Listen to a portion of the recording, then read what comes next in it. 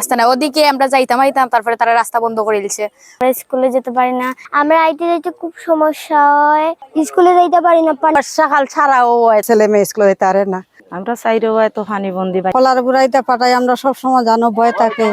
মাত্র কয়েক ঘন্টা বৃষ্টি হলেই তৈরি হয় জলাবদ্ধতা।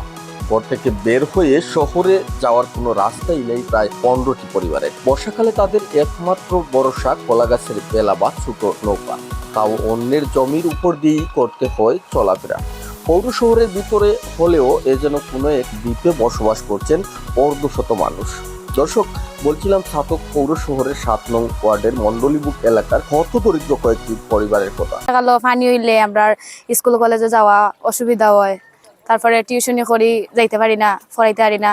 রাস্তা না, ওদিকে আমরা যাইতাম তারপরে তারা রাস্তা বন্ধ করে দিচ্ছে, ওই কারণে যাইতে পারি না, আইতে পারি না।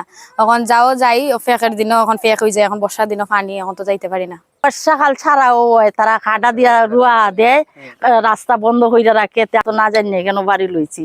তখন এইদিকে যাইমু ক্ষেতের আইলে দিয়া, এখন 2 দিন পরে তারা এই ফসল করবো, অগ্রান্য ফসল করবো, খাডা উড়া দিয়া তৈব। আমরা কি করে এই সমস্যা করি, সমাধান করি। একজন যদি মারাও যায়, কি হেঁটো ব্যথা করে, রাইতে 1টার সময় 2টার সময়, আমরা রাস্তা ছাড়া কি হইরা যাইমু, বুঝছো না? কিন্তু তো জমি বৃষ্টি হইলো রাস্তাঘাট বন্ধ হয়ে যায়, ছেলে মেয়ে স্কুলে যেতে পারে না, কাজও যেতে পারে না। আমরা সাইডেও হয়তো পানি বন্দি, বাচ্চা কাচ্চা স্কুলে যাইতে পারে না, অসহায় পড়ছে।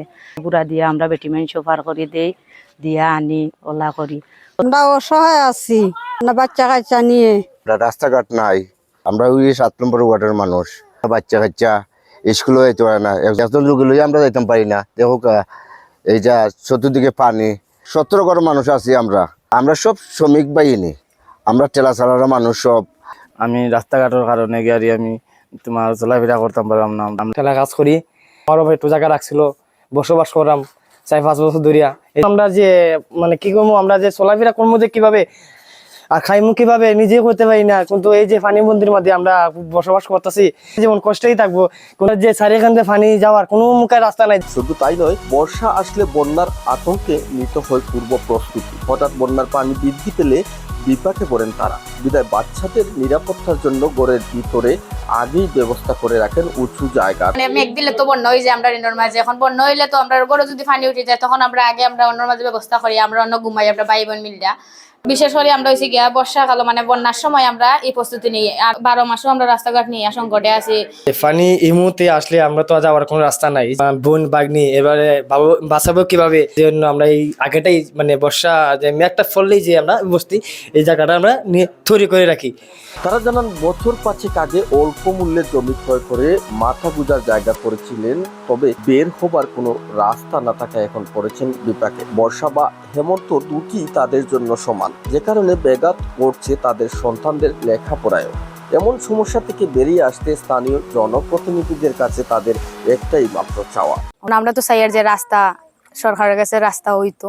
এখন আমার রাস্তার দরকার। মেয়রের কাছে আমরা প্রার্থনা করি যে আমরা দয়া করি একটু রাস্তা দিলে সবচেয়ে ভালো হইব। আমরা কোনো উপায় নাই, আপনার ছাড়া মনে করি আমরা চলাচল করতে পারতাম না। এবং আমার তাপস ভাইকেও কইতে চাই আমরা সহযোগিতা করতা। আমরা কিন্তু এটাই চাই আর যে আমরা সহযোগিতা চাই, আর তাপসদার কাছে সহযোগিতা চাই, আর মেয়রের কাছে সহযোগিতা চাই। আর আমরা আপনার মানুষ, কিন্তু আমরা এই রাস্তাঘাটের লাগে আমরা একটু অনুরোধ জানাই আর যে আপনারা দয়া করে যদি আমরা একটু দয়া করুন, যে মনে করি রাস্তাঘাটটা হইব। আমি একজন বীর মুক্তিযোদ্ধা সন্তান দীপক মালাকার। আমরা মেয়র সাহেব এবং তাপসদা সব বর্তমান সরকার সবার কাছে আমার আবেদন, তোমার একটু রাস্তাঘাট কাছে পৌরসভা মেয়র সাহেবও গেছে, গেলাম, আমরা গেছি, তাপসদার কাছে আমরা গেছি, সবার কাছে আমরা আশ্বাস পাইছি। এই আশ্বাসে আমরা কাম দেন না। ছাতক পৌরসভা মেয়রের কাছে আপনার আবেদন, আর যে দাদা তাপস দাদার কাছে আমার আবেদন, আমরা একটা রাস্তা চাই আপনার কাছে, আমরা এটাই অনুরোধ, আর কিছু চাওয়ার নাই।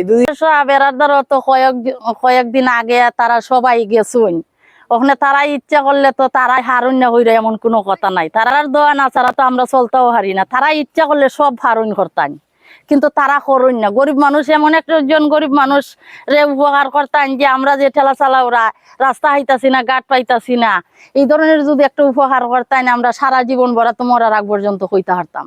সরকারের কাছে অনুরোধ জানাই, আমরা দিকে আপনারা একটু খেয়াল রাখেন, যে এ বিষয়ে পৌরসভার 7 নং ওয়ার্ডের কাউন্সিলর ও প্যানেল মেয়র তাপস চৌধুরী জানান, দক্ষিণ মণ্ডলীবুক আবাসিক এলাকার বাসিন্দাদের বেশ কয়েকটি পরিবারের চলাফেরার রাস্তা নেই। সম্প্রতি এই ভোগান্তির বিষয়ে পৌরসভায় বৈঠকে আলোচনা হয়েছে। স্থানীয়দের দুর্ভোগ লাঘবে রাস্তা তৈরির ব্যাপারে আমাদের চেষ্টাও অব্যাহত রয়েছে।